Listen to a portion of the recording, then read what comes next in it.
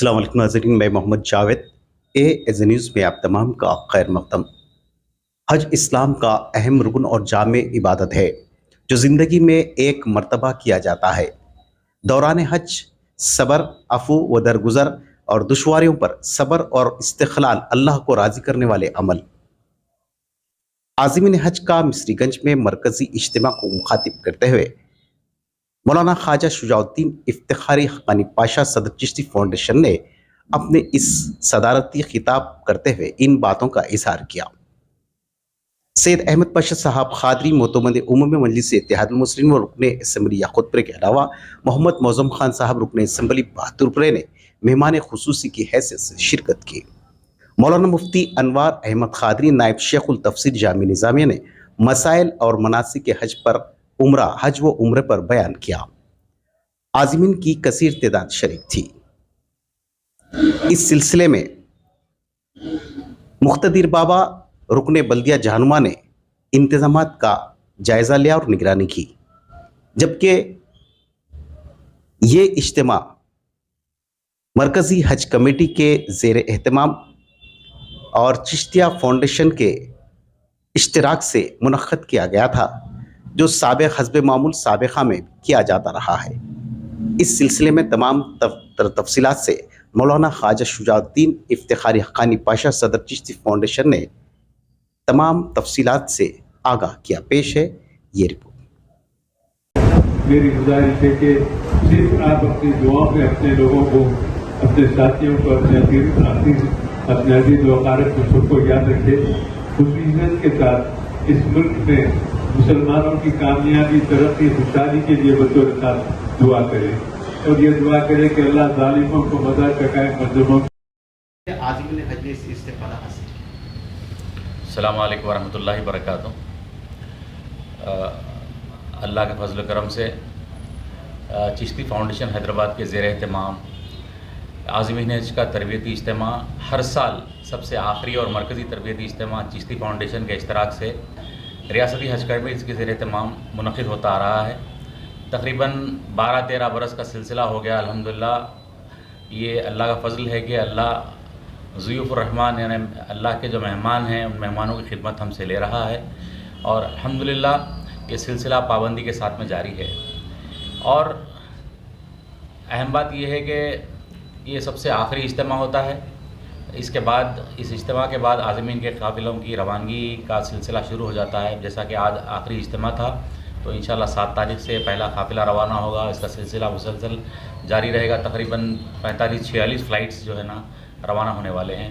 तो हैदराबाद से तेलंगाना और आंध्र प्रदेश के आज़मीन रवाना होने वाले हैं। तो हमारी ये ख्वाहिश रहती है कि जैसे आज़मीन यहाँ से रवाना होते हैं तो मैंने अक्सर देखा है, मैंने ख़ुद जो ना हज में अपने घर वालों के साथ में और उम्रे के वक्त में जो ना लोगों को देखा है कि अदायगी के वक्त लोग जो है ना पूछ के जो ना लोगों से दूसरों से जो ना पूछ के मनासिक के बारे में जो है ना लोग जो है ना करने लगते हैं। तो ऐसे वक्त में जो है ना होता ये है कि जिसके वक्त मन में जो आया जो ना वो वहाँ पे बता देता, तो वहाँ पे एक नया मसलक शुरू हो जाता और एक नए जो ना मसाइल जो ना शुरू हो जाते। तो ये इंतहाई जो ना गलत बात है।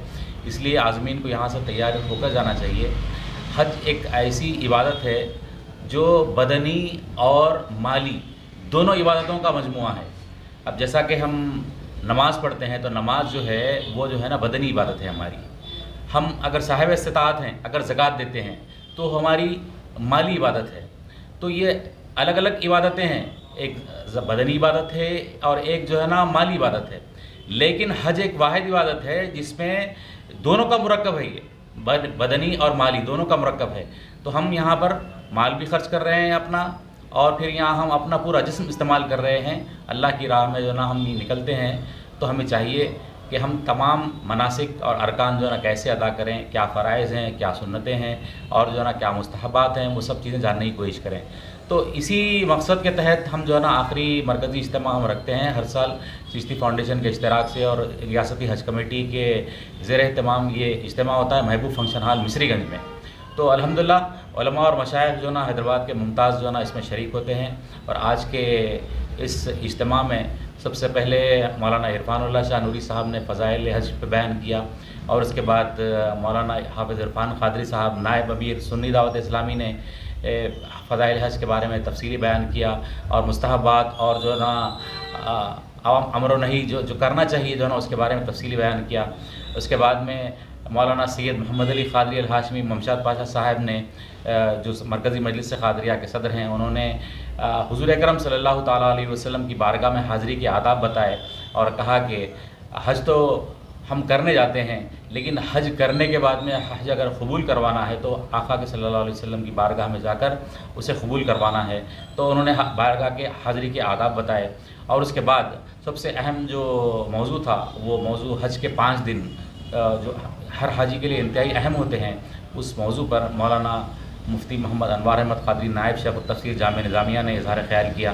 نہ صرف انہوں نے 5 دن کے بارے میں تفصیلی بیان کیا، بلکہ ہم نے عازمین سے یہ کہا تھا کہ آپ کے ذہن میں اگر سوالات ہیں، کچھ شکوک ہیں، تو آپ اسے جو نا پیش کر سکتے ہیں۔ ہم نے چٹھیاں بھی تقسیم کی تھیں، تو عازمین کی طرف سے کافی سینکڑوں کی تعداد میں چٹھیاں آئی، تو ان تمام سوالات کے جوابات بھی دیے گئے جو خواتین کی طرف سے، مردوں کی طرف سے، سب کی طرف سے موصول ہوئے۔ تو الحمدللہ یہ ایک تقریباً صبح 10 بجے سے 3 بجے تک تربیت کا سلسلہ مسلسل جاری تھا۔ اس کے علاوہ ہم نے ایک ڈاکٹر کو بھی بلایا تھا، تو میں نے آج کے تربیت میں یہ بھی کہا تھا کہ حج کا دوسرا نام پیدل چلنا ہے۔ تو عام طور پہ ہمارے حیدرآباد یا پھر ہندوستان سے جیسے جو لوگ جاتے ہیں وہ عمر رسیدہ ہوتے ہیں، تو وہ لوگ پیدل چلنے سے وہاں قاصر ہوتے ہیں۔ اکثر دیکھتے لوگ بیٹھے روڈ کے سائڈ میں بیٹھ جاتے ہیں، یا پھر حرم میں بھی گئے اکثر بیٹھ جاتے ہیں، تو چلنے میں ان کو دشواری ہوتی ہے۔ تو ہم نے ایک فزیو تھراپسٹ کو بھی جو نا ہم نے دعوت دی تھی آج، تاکہ جو لوگ عمر رسیدہ ہیں یا جوڑوں کے درد میں مبتلا رہتے ہیں تو ان کو مشورے دیے جا سکیں۔ ایک ماہر فزیو تھراپسٹ جو نا اس کے مشورے دے سکتا ہے، تو جو فزیشین تھے انہوں نے انتہائی مفید مشورے دیے، اور انہوں نے اپنا نمبر بھی تقسیم کیا اور بتایا کہ کیسے کیسے جو نا ہم ایکسرسائز کے ذریعے ابھی حج کو جانے تک تیاری کر کے، یا پھر وہاں جانے کے بعد میں بھی اگر جو ہے نا اگر جوڑوں میں درد ہو تو کیسے اس سے دور ہو سکتے ہیں، وہ تمام تفصیلیں انہوں نے بتائی ہیں۔ اس کے علاوہ بھی حج کمیٹی کے ذمہ داران بھی موجود تھے، اور الحمدللہ ہمارے ہر اجتماع میں کل ہند مجلس اتحاد المسلمین کے ارکان اسمبلی بھی شرکت کرتے ہیں، اور سید احمد پاشا قادری جو معتمد عمومی ہے رکن اسمبلی یاقوت پورہ، تو وہ تو ہر سال ہمارے اجتماع کی سرپرستی کرتے ہیں اور ہر سال خطاب کرتے ہیں، لیکن اس مرتبہ خاص طور پہ ہمارے علاقے کے حضرت عزیز رکن اسمبلی جناب معظم خان صاحب نے بھی شرکت کی، اور ہمارے آج کے اجتماع کے کنوینر جناب محمد عبد المقتدر بابا صاحب جو گزشتہ سال سے ہمارے ساتھ میں ہیں، الحمدللہ ان کے اشتراک تعاون سے بھی الحمدللہ اجتماع کامیاب رہا، اور دیگر کارپوریٹرز بھی ہمارے ساتھ میں آج کے اجتماع میں شریک کیے، جن میں عبدالحنان صاحب تھے، اور خواجہ مبشر الدین حسینی پاشا تھے، اور گھانسی بازار کے ہمارے ساحل اکبر صاحب تھے۔ ان کے علاوہ مشائخ حضرات کافی بڑی تعداد میں، شارد رحمۃ اللہ علیہ کے سجاد صاحب اور دیگر مشائخ حضرات نے بھی بڑی تعداد میں اس میں شرکت کی، اور الحمدللہ مجموعی طور پر یہ جو عازمین کا آخری مرکزی تربیتی اجتماع تھا یہ الحمدللہ کامیاب رہا۔ سب میرا سوال ہے کہ جو حج کمیٹی جو اپنے طور پر جو کوشش جو کرتی ہے عازمین حج کے لیے، تو کیا آپ کے اس سال آپ مطمئن ہیں حکومتی سطح پہ جو کام کیے جا رہے ہیں، جو اقدامات کیے جا رہے ہیں؟ اب عام طور پہ ہونا تو یہ چاہیے کہ بڑے پیمانے پر اس طرح کے کاموں کو انجام دیا جانا چاہیے، اور میں سمجھتا ہوں کہ کوئی ایک کمیٹی یا کوئی ایک فرد ادارہ جو ہے نا یہ کام اکیلا نہیں کر سکتا۔ اس طرح کے کاموں کو سب کو مل جل کر، اور اس کا مقصد یہی ہے کہ جو نا ہمارے لوگ جو عبادت کی نیت سے جا رہے ہیں، جو اپنا مال بھی خرچ کر رہے ہیں، اپنا وقت بھی دے رہے ہیں، اپنے اہل و عیال کے ساتھ جا رہے ہیں، تو ان کی عبادتیں ضائع نہ ہوں، اور یہ ہے کہ گمراہی تو نہیں کہہ سکتے، لیکن جانتے نہیں تو نہیں جاننے کے جو ہے نا اس میں جو ہے نا ان کی عبادت ضائع نہ ہو جائے۔ تو اس میں ایسے میں ہونا تو یہ چاہیے کہ ہر عازم جو جانا چاہتا ہے اسے یہ چاہیے کہ وہ اپنے طور پر، شخصی طور پر کسی عالم کے ہاں بیٹھ کے ہر ایک سوال کے بارے میں معلومات حاصل کرے، لیکن عام طور پہ ایسا ہوتا نہیں ہے۔ لوگ جو ہے نا یہ سمجھتے ہیں کہ چلیے ایک عبادت ہے بس گئے اور آگے، لیکن ہونا ایسا نہیں چاہیے۔ ہونا تو یہ چاہیے کہ ہر عازم اگر سفر کا عزم کر لے تو سب سے پہلے جو ہے نا کسی عالم سے رابطہ کرے، رابطہ کرنے کے بعد میں اس سفر کے دوران میں اس کے ساتھ میں جو پیش آنے والی چیزیں ہیں ان تمام کے بارے میں معلومات حاصل کرے، اسے کہاں کہاں جانا ہے، کیا کیا مناسک ادا کرنا ہے، کیا کیا ارکان اسے ادا کرنا ہے، اس میں سنتیں کیا ہیں، فرائض کیا ہیں، مستحبات کیا ہیں، یہ سب چیزیں اسے جاننے کی ضرورت ہے۔ اور یہ چیزیں جیسا کہ میں نے ابتدا میں کہا تھا کہ مجھے خود جو ہے نا اس میں مشکلات پیش آئی تھیں، تو میں نے ان مشکلات کو دیکھتے ہوئے یہ فیصلہ کیا تھا. اس کے بعد سے الحمدللہ گزشتہ 12-13 برس سے اس کا پابندی کا سلسلہ جاری ہے، اور حج کمیٹی کے اشتراک سے ہم آخری تربیتی ہم اس طے کرتے ہیں کہ عازمین کو اس سے سہولت ہو سکے. وہاں پہ جو مشقت اٹھانی پڑتی ہے عازمین کو، اور مشقت ہی جو ہے نا عبادت کے زمرے میں آتا ہے، یقیناً. جیسا کہ آپ نے آپ کی بحث کے ابتدا میں کہا کہ یہ اجتماعی طور کے اوپر ساری عبادتوں کا ایک مجموعہ ہے، اور اس میں جو ہے نا آپ کی جاتی ہے. میرا سوال آپ سے یہ ہے کہ خاص طور پہ جب ایک مبارک سفر پہ لوگ رہتے ہیں تو خاص طور پہ جو ہے اپنے فونوں کا استعمال کرتے ہیں، بس سیلفی کرتے ہیں، ان کے لیے ذرا تھوڑا سا اپنا بیان دیجیے کہ ایسا مت کیجیے. الحمدللہ یقیناً آپ نے بہت اچھی نکتے کی جانب توجہ دلائی ہے. عام طور پہ یہ دیکھا جاتا ہے کہ لوگ حج کے لیے جاتے ہیں، عمرے کے لیے جاتے ہیں، تو وہ جو کام زندگی کا سب سے اہم ترین وقت ہوتا ہے، ایسا وقت لمحہ جو ہر انسان کی زندگی میں نہیں آتا، جو حاضری میں جاتا ہے رب تبارک و تعالیٰ کی بارگاہ میں اللہ کے گھر کے طواف کے لیے، سرکار دو عالم صلی اللہ علیہ وسلم کی بارگاہ کی زیارت کے لیے سرکار کی حاضری میں جو جاتا ہے، یہ انتہائی زندگی کا اہم ترین لمحہ ہوتا ہے. تو لوگ نادانی میں اسے ضائع کر دیتے ہیں، اور ضائع کیسے جو ہے نا کہ بس گئے اس وقت میں جو ہے نا فون کھول دیے اور لوگوں کو بتانا شروع کر دیے کہ دیکھیے میں آپ کے لیے دعا کر رہا ہوں، جو ہے نا آپ بھی دعا کر لیجئے. یہ دعا جو ہے نا لوگوں کو بتانے کی دعا نہیں ہے. یہ دعا کا معاملہ آپ کا اور رب کے درمیان میں ہے.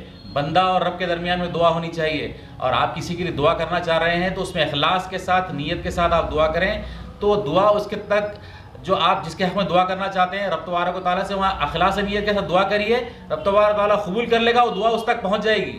تو بجائے اس کے کہ وہاں پر سیل فون کا اگر استعمال کرتے ہیں تو اس میں یہ ہے کہ وہاں پر گستاخی بھی ہو جائے گی، یا آپ گستاخیوں سے بچیں، اور اس طرح کے وہاں پہ چیزوں سے جو ہے نا بچنے کی ضرورت ہے. زیادہ سے زیادہ وہاں عبادتوں میں، اذکار میں اور درود شریف جو ہے نا مسلسل جو ہے نا وٹ کرنے میں اپنا وقت صرف کریں، یہی بہتر ہے. اور سیل فون کا کم سے کم استعمال کریں.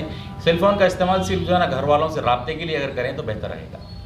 سب آخری سوال جیسے کہ کسی چیز کے لیے آپ نے ابتدا کے اندر کہا کہ بعض وقت عبادت کرنے کے بعد میں جو 5 دن کا جو وہاں کے جو فرائض ہوتے ہیں اس میں کسی چیز کی ان کو پریشانی ہوتی ہے، تو اس کے لیے کچھ کانٹیکٹ نمبر وہاں سے کچھ رہنمائی حاصل کرنے کے لیے ہمارے ہندوستان سے. ویسے تو رابطے ماشاءاللہ علماء وغیرہ کافی تعداد میں موجود ہیں. اس کے باوجود بھی اگر کوئی رابطہ کرنا چاہتے ہیں تو ضرور رابطہ کریں. انشاءاللہ جو ہے نا جہاں تک ہو سکے ممکنہ طور پر عازمین کی رہنمائی کی کوشش کی جائے گی. انشاءاللہ ہم عازمین کی خدمت کے لیے، اللہ کے مہمانوں کی خدمت کے لیے ہمیشہ حاضر ہیں. بہت بہت شکریہ. جزاک اللہ. بہت بہت شکریہ صاحب.